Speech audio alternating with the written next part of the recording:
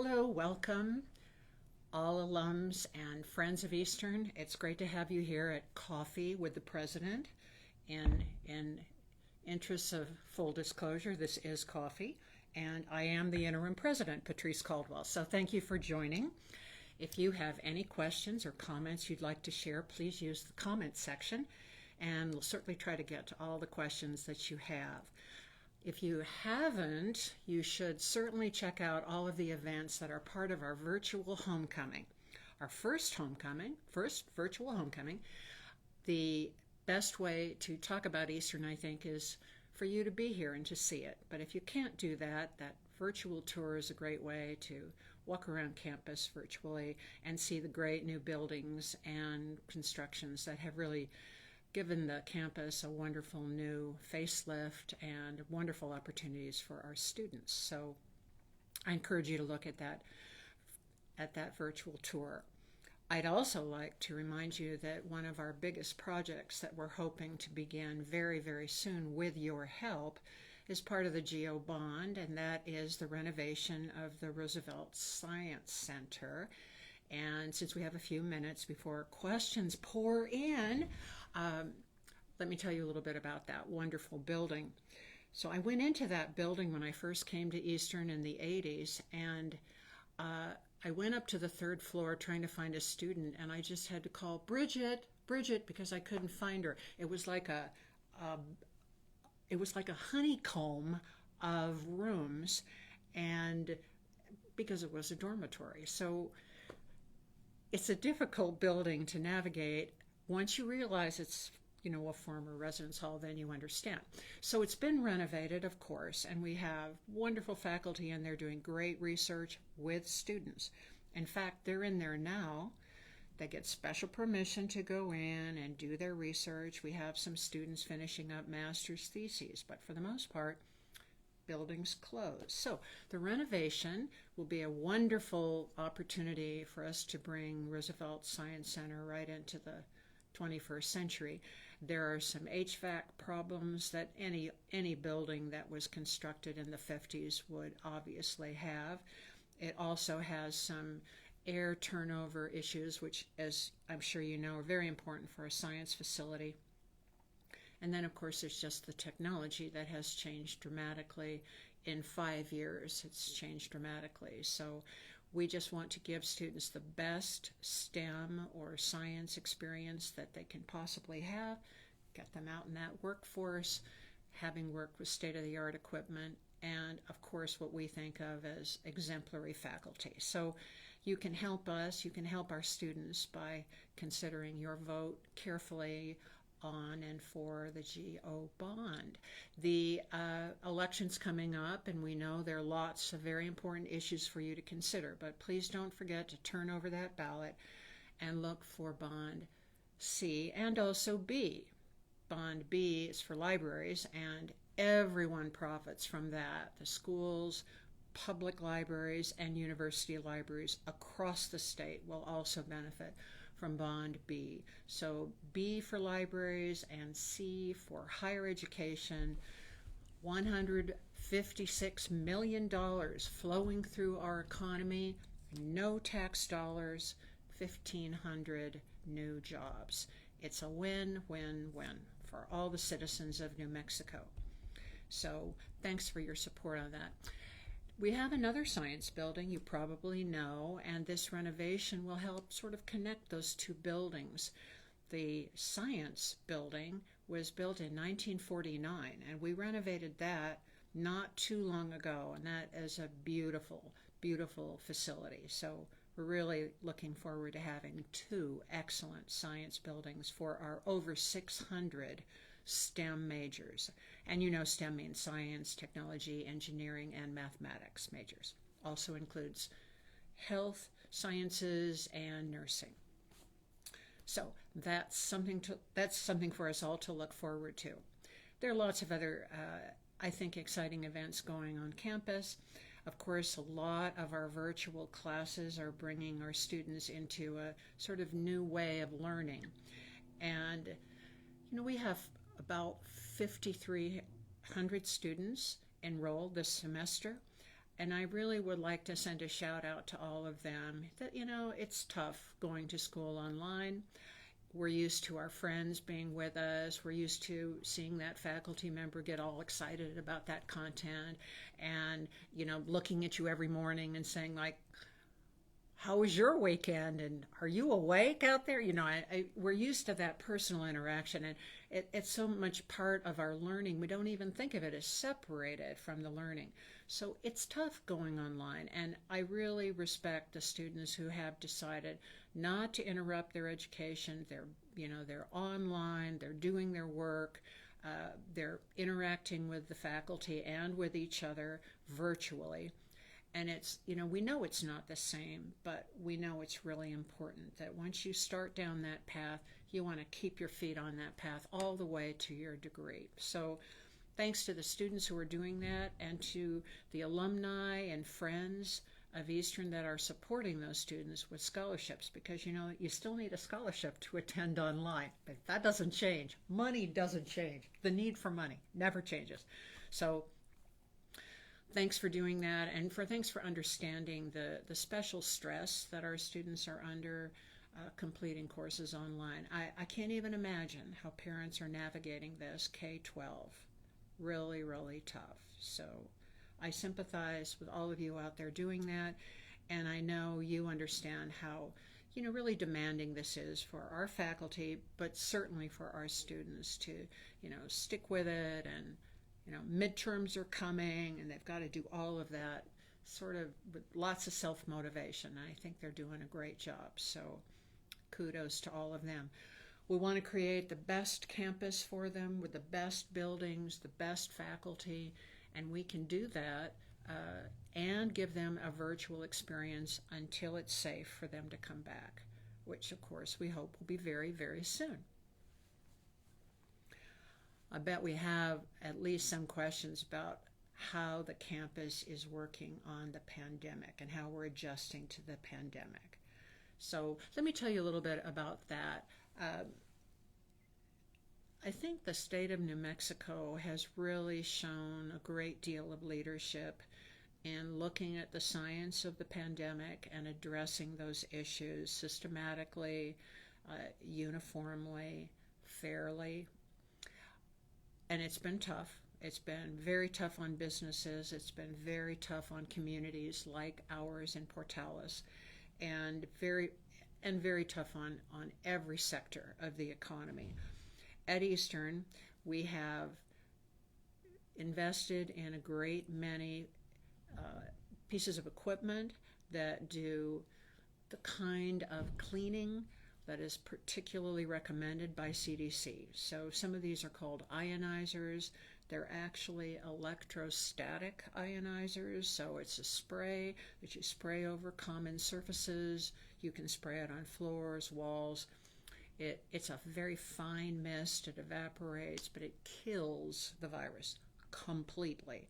And it will do that within a period of like 1 hour. So if you do that at night, it's completely sanitized. If you do it in the middle of the day, you wait 1 hour, completely sanitized. So that's one thing that we're doing with all of our large public spaces.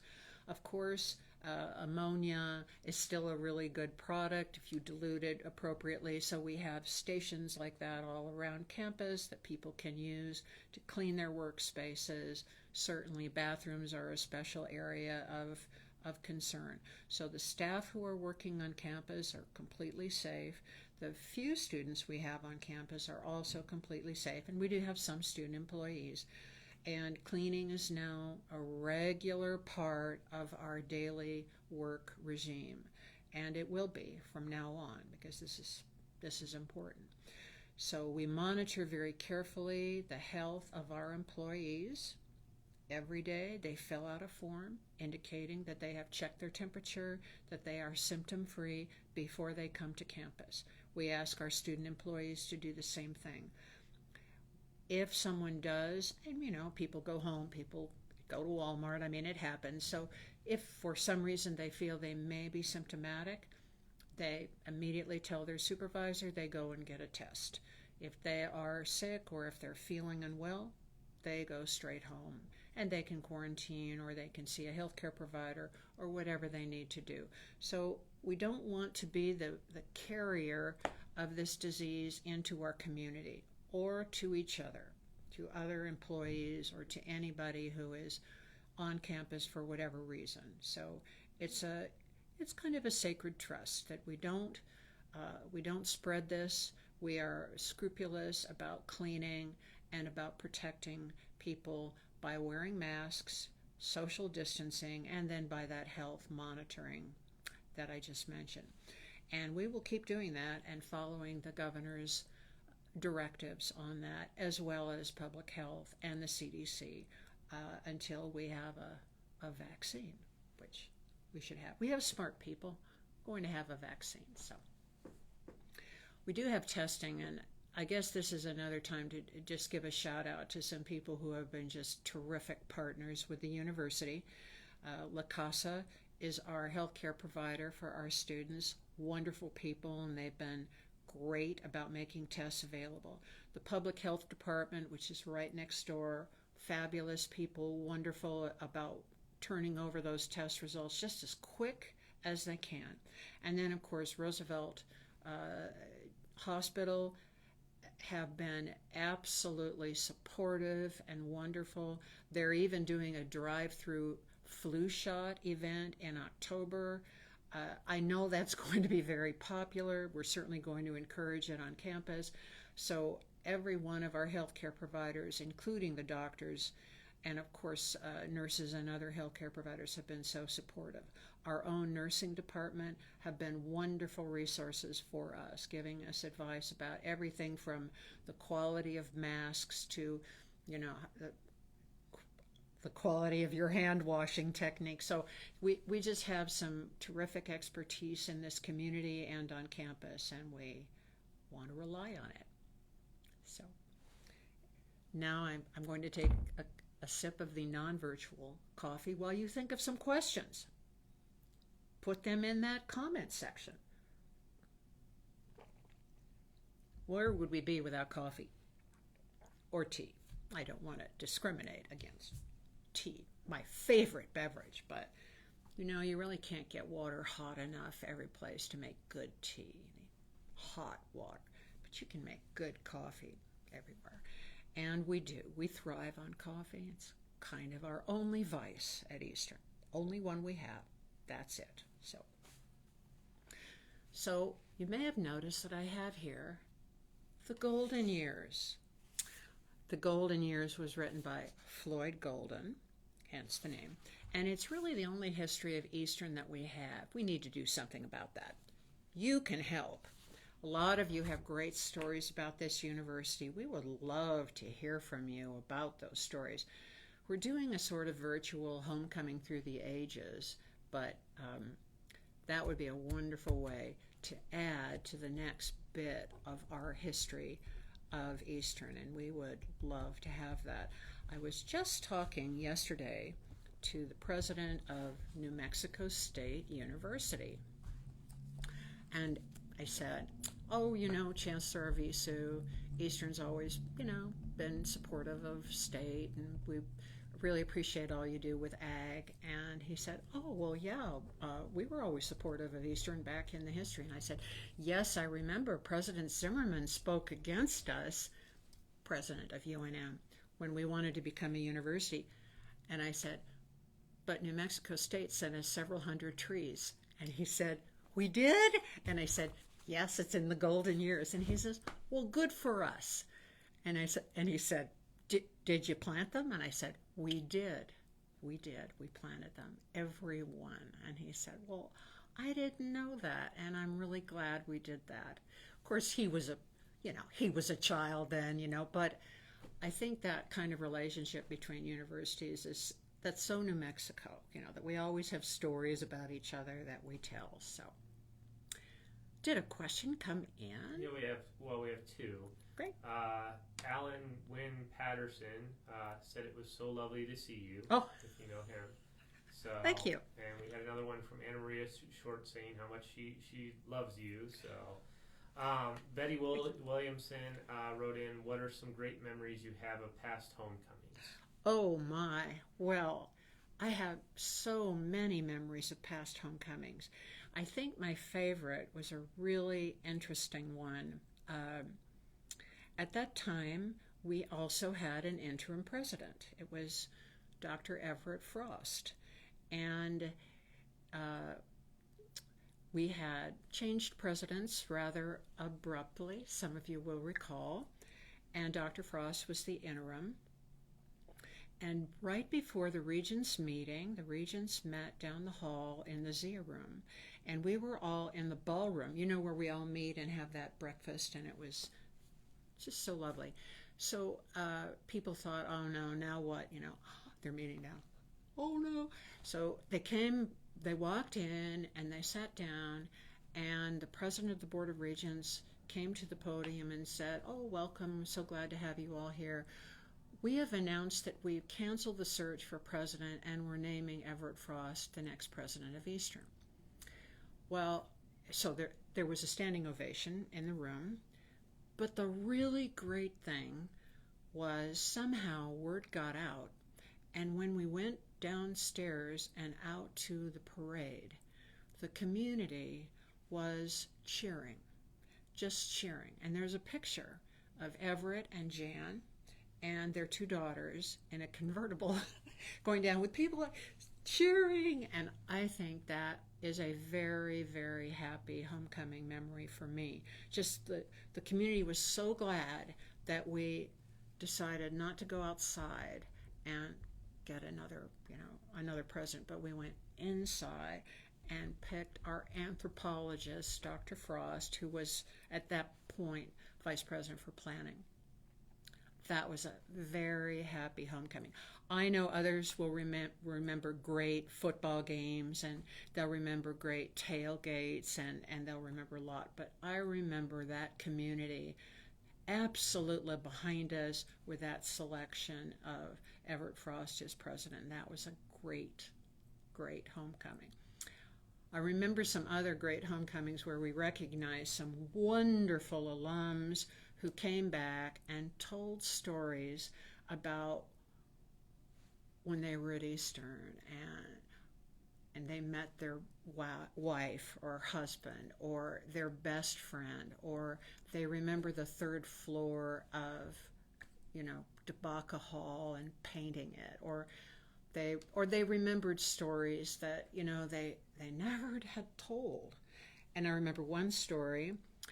This was from Dr. Victoria Sanchez, and she was a student here and then came back and became a full professor in business.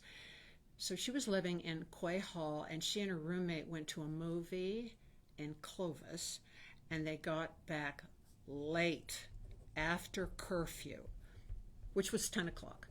So they went around the back of Quay Hall and they knocked on the window and woke up one of the girls, or got her out of bed or whatever, and she opened the back door and snuck them in. Well, of course they got caught. So the next morning they had to go to the Dean of Women, who was Jonelle Brooks. Some of you remember Dr. Brooks. And she said, where were you? And they said, well, we went to the movie in Clovis. And she said, what movie? So they told her. She said, what was the plot? They told her the plot. And she said, well, I guess you went to the movie. Don't do that again. Well, Vicki said before that, she and the roommate thought, okay, we're dead. We're never going to get back into school. We're going to get thrown out of here.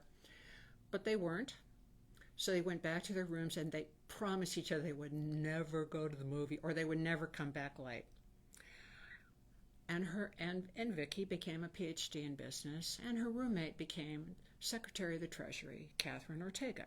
So these little stories that come out at homecoming are the kinds of things, well, maybe not the got back late from the movie in Clovis part, but just these friendships, these stress points that you survive because of your friends, and because an administration just decided that maybe you were a good kid after all, even if you made mistakes. I think that's how people feel about Eastern, and that's why it becomes not just the school you attended, but part of your life and part of who you became and part of who you are. Okay. Another question. Stuart Mason asks, can alumni outside of Eastern New Mexico help local businesses in Portales who are dependent on ENMU students? That would be a wonderful way to help a community, because we are very dependent on the community and they are very dependent on our students. I'm sure that there are ways to do that. I don't know what they would be. I should ask the chamber, and I bet they would have some ideas. We think that as soon as we can, of course, we want to bring students back and be in-person classes, let them go downtown and help businesses out and buy food and clothing and everything that students always buy in town, go to restaurants, that sort of thing. So I don't know how they could help, but what might be a really cool idea is to purchase gift cards at local businesses that could be given to students, because you can do drive-in or drive-up food, and you can get various services delivered.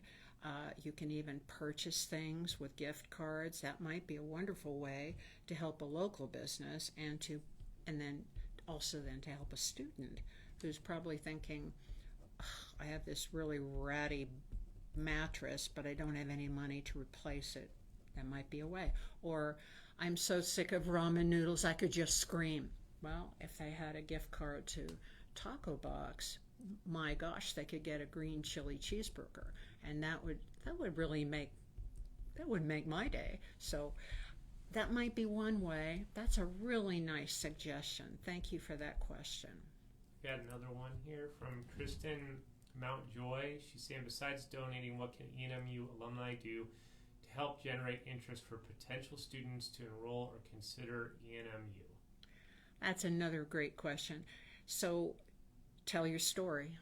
The best way to promote Eastern is to tell people what it meant to you. A lot of people probably assume that you went to a big school, or a school out of state, or a school that oh gosh, it was so terribly expensive you were in debt for the rest of your life. We overlook the little jewels that are buried all over the state of New Mexico, but certainly Eastern is one of them. So I was just talking to some parents the other day. They're sending their child to a campus, and it's costing them $60,000 for 4 years.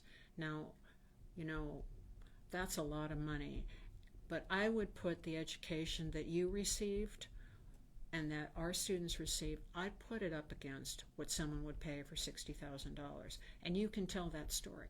You can say, I didn't know what I wanted to do, and I found it at Eastern. Or, I didn't think I would be good at that, and I found out I was at Eastern. Or, I didn't think I'd ever get the job of my dreams, but when I went out there, I found that I was prepared for it, and I could do it. So the best way is you tell your story. Our best advertisement is you.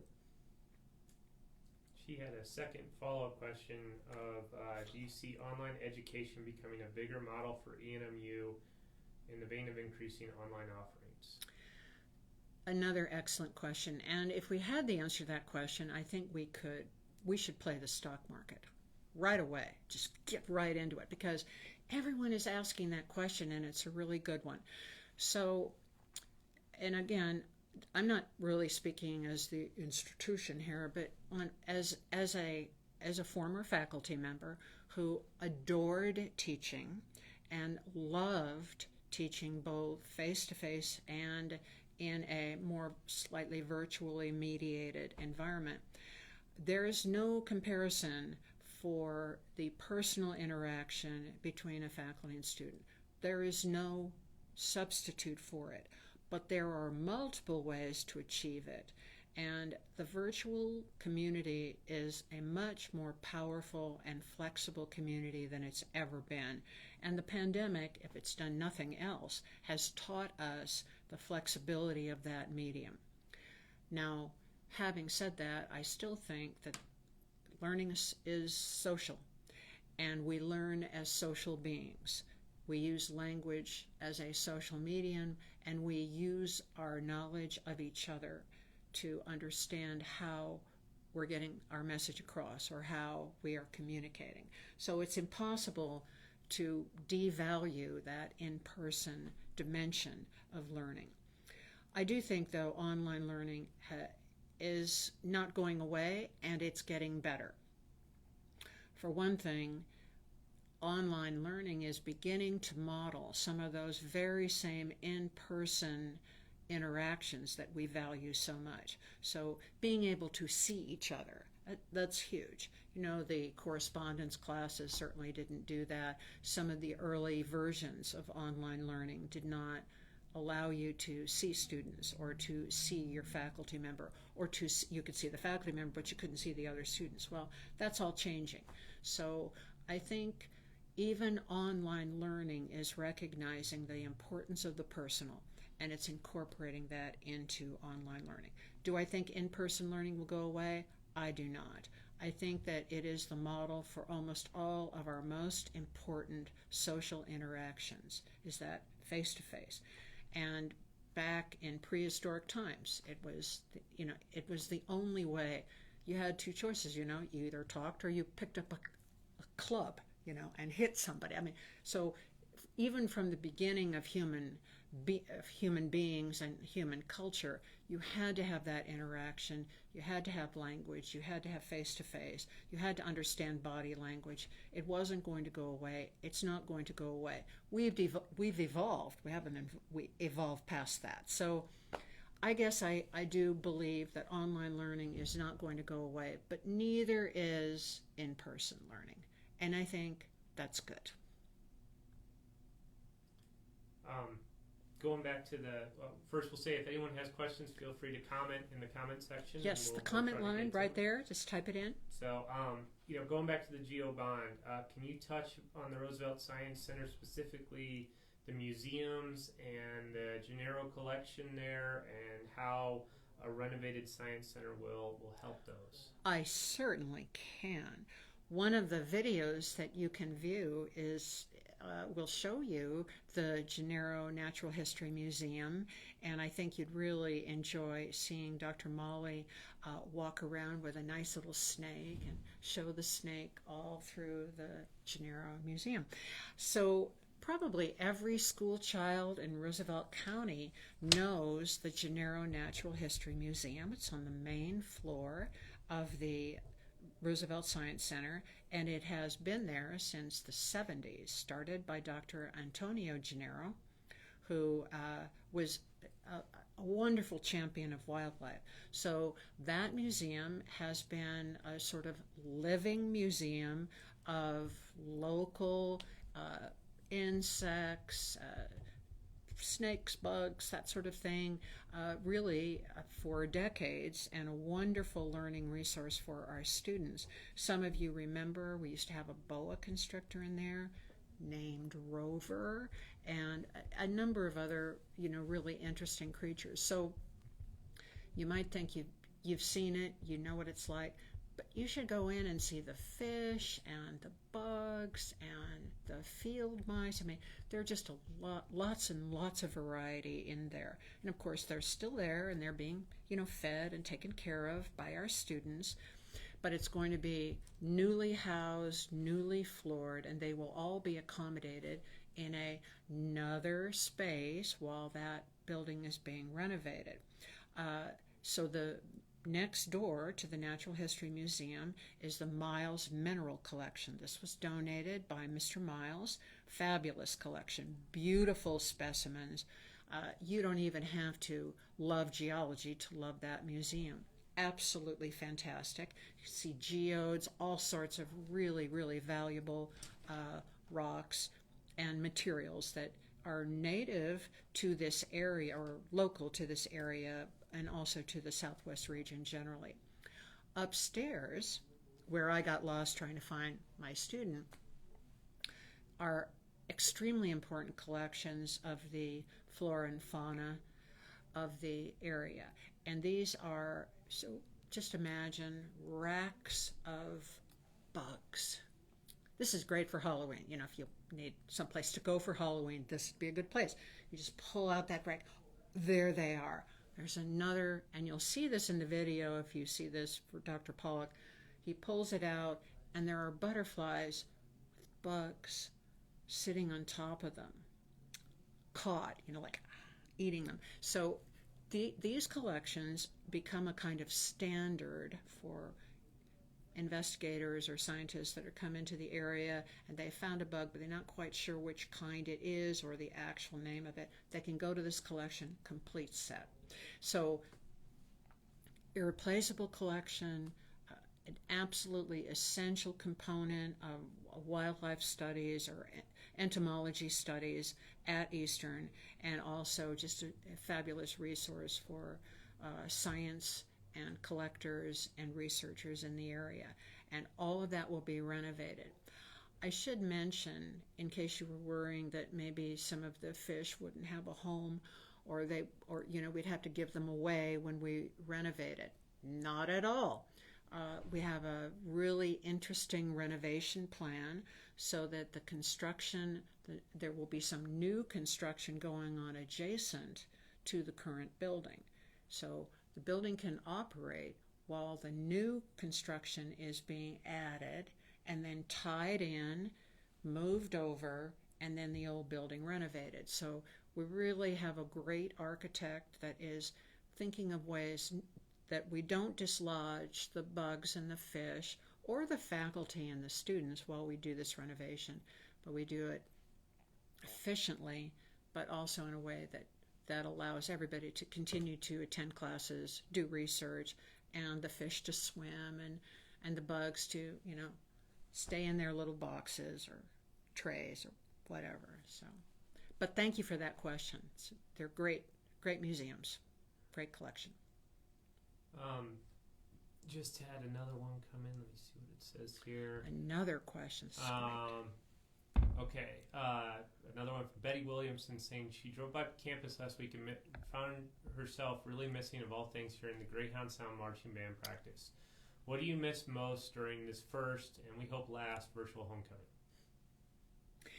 Well, you mentioned the Greyhound Sound. I know it seems cliched, but the parade. I miss the parade. You know, the parade is this wonderful event that connects town and gown. Rotary lines it up, and, you know, all the students build floats. Some of them are really impressive. Some of them not really that impressive. Some of them fall apart, but it's just everybody gets involved. And then there's the candy. I mean, this is a very important part of the parade. Pelting small children with candy. I mean, we love doing this. And then parents run out, or if you loft a really good piece of candy directly into the hands of a child, the parents look at you like, oh, you just made their day. I miss the parade. And of course you miss the bands. You know, Greyhound Sound always leads the band. Often we have the junior high band contributing. Sometimes the high school band contributes. And just we have people on the side of the road clapping and waving, and, you know, people in this, you know, on the floats waving and running back and hugging people and then jumping back on the floats. I miss the parade. I just do.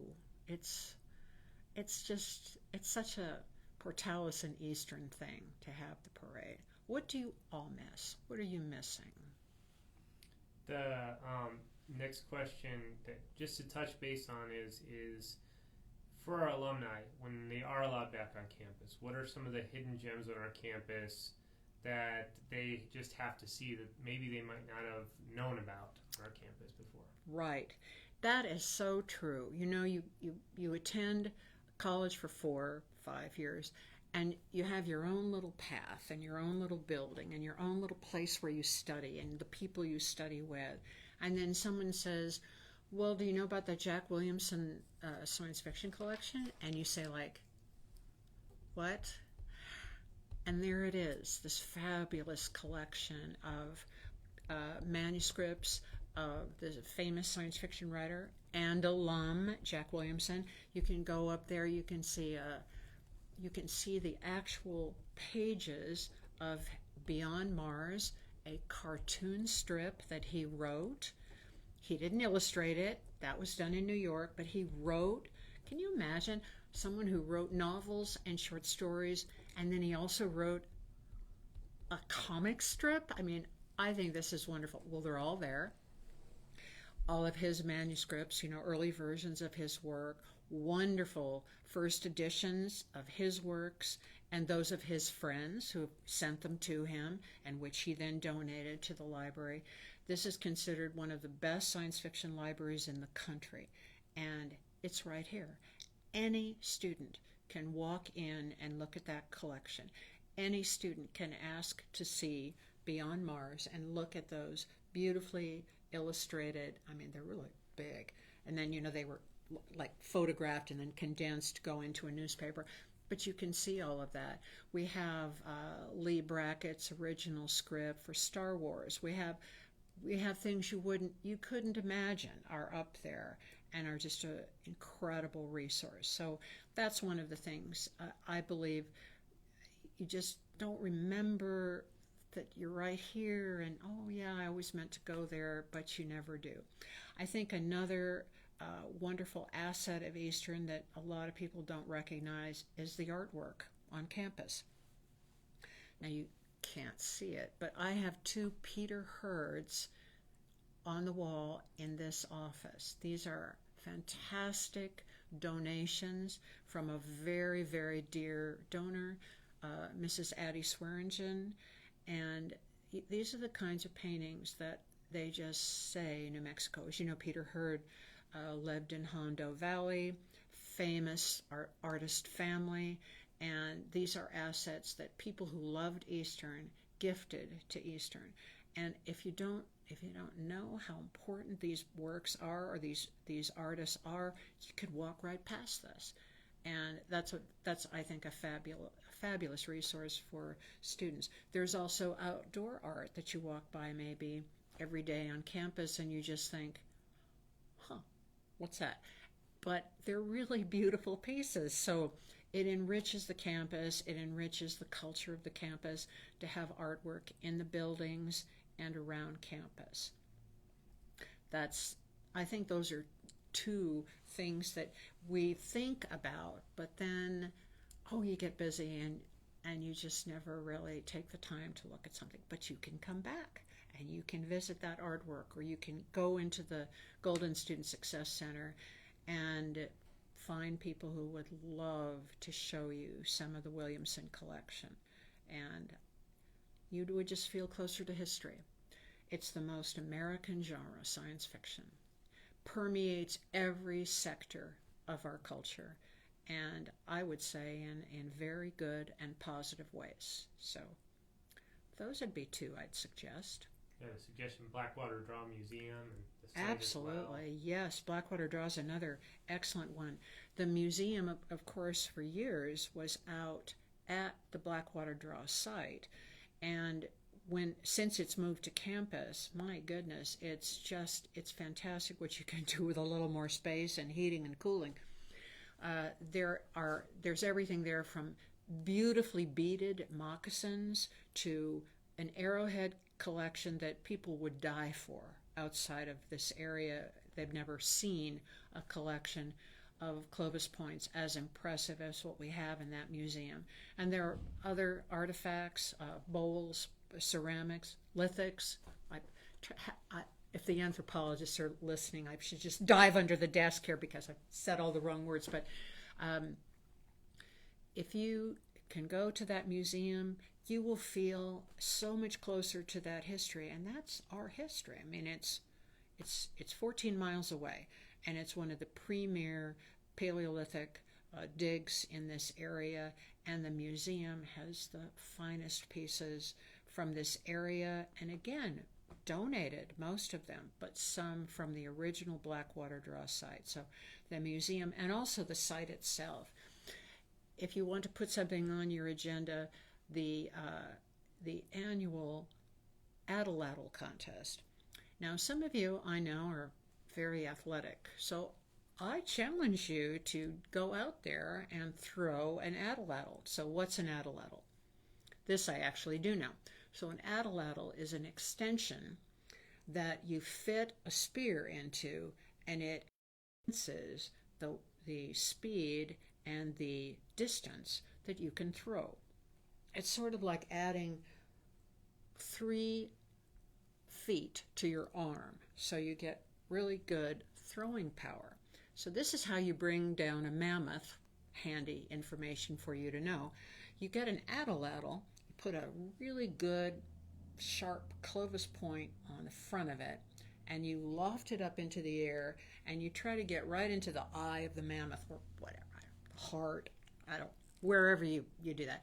And then you get your friends to also launch theirs, and then you can bring down a mammoth. So the atlatl contest, we don't bring down mammoths, but we do shoot at targets, and it's really fun. We go down there, and you're out there in the wilds of the Blackwater Draw.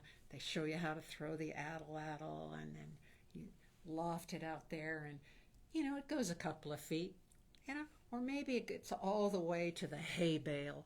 But whatever it is, it's you're touching history. You're in a historic site. You're touching not a historical artifact, but something that looks just like a historical artifact. And that's something Eastern can do for you. It can give you that experience right out there at Blackwater Draw, and then you can have it in the museum as well, where you can see atlatls, you can see spears and spear points and Clovis points. So yeah, another great resource on our campus. And you were right on the words you used. We had several anthropology people saying good jobs. Oh, thank you. Yeah. Thank you, anthropology people. Yeah. You're awesome. Brian Hahn asks, what is your favorite or most memorable past ENMU homecoming theme? Homecoming? Theme. Like their theme. Like yes. Fiesta this year. What would be your most memorable theme since you've been here? Yes. Well, there have been some great themes, and and Brian, being a kind of artist and all around kind of arts guy, probably remembers all the floats and all the designs. I think Chiller was probably one of the best. I never knew that Michael Jackson had such a following. I mean, I figured he would be very popular on campus, but everyone in town seemed to get Chiller when we did that theme. And of course, the band did great. They did great soundtracks using Michael Jackson movies or music. I think that was a really cool one. We've had so many wonderful. That's a really good question, Brian. Homecoming themes through the ages, because we've had some really fun ones. Of course, we've done classic ones like that invoked space or invoked the Wild West or all kinds of things over time. I'm wondering what our first one was. I wonder, we should look that up, John. What was our first homecoming theme? I saw pictures of the first homecoming. I guess Eastern has always done homecoming, and it's always done a rodeo around homecoming until this year. So those are 2 traditions that were really important. I'll look into that. But I like Chiller. I thought that was like pretty edgy stuff. I think that's all the questions we had. We've been going for about 45 minutes now. Did you want to... I'm not seeing anything else come in, so okay. Did you want to kind of wrap up and tell us, what your vision is going forward here as we go into the next year here at Eastern? Yes, I'd love to do that. So I have a vision, and I admit that it's a glass is way more than half full vision. This glass is bubbling over. It's sort of like spilling over like a fountain, because I think what we have is a pent-up readiness to come back to campus, to come back to learning together, to come back to earning degrees together and celebrating each other and celebrating accomplishments and recognizing the work that so many people have done to get us where we are today. That's what I look forward to. That is building and building and building. And when we can come back, when we have this vaccine, and when this pandemic has flattened out, this is going to overflow into, I think, an expression of Eastern spirit and optimism and forward thinking that will start a new decade for us, turn a page for us, start a new era for us. And we'll all be so ready for it. We'll be ready to come back. We'll be ready to do new things, start new projects, teach better than we've ever had, learn better than we've ever learned, and be the university that this community wants and needs and that the state expects. That's what I see going forward. And I know that for many of us, it's hard to even figure out, like, how am I going to get through tomorrow? But that's not the way we need to think. We need to think about all of this pent-up readiness for this explosion that's going to happen when we're back. And I think that's what we need to focus on. Homecoming is really not just about coming home, but it's coming back to those central core values and virtues that we've always had and we've always prized. And now it's time to remember those and then walk them back out when the time is right, and we go into the new ENMU, and it'll look a lot like the old ENMU, but it's going to be ready for a new post-pandemic world, and that's the vision I have. Okay, we can go ahead. Any final comments at all? Thank you all for joining our virtual homecoming and for coming to coffee with the president. I think this was kind of fun. I was a little nervous about talking to you all this way because it's not the same as having you here. But it is kind of the same as having you here, I imagine. All of you out there nodding and smiling. And hi to all of you who wrote in. And I wish you were here, and I think of you all the time and look forward to the days when we'll all be together. Thanks.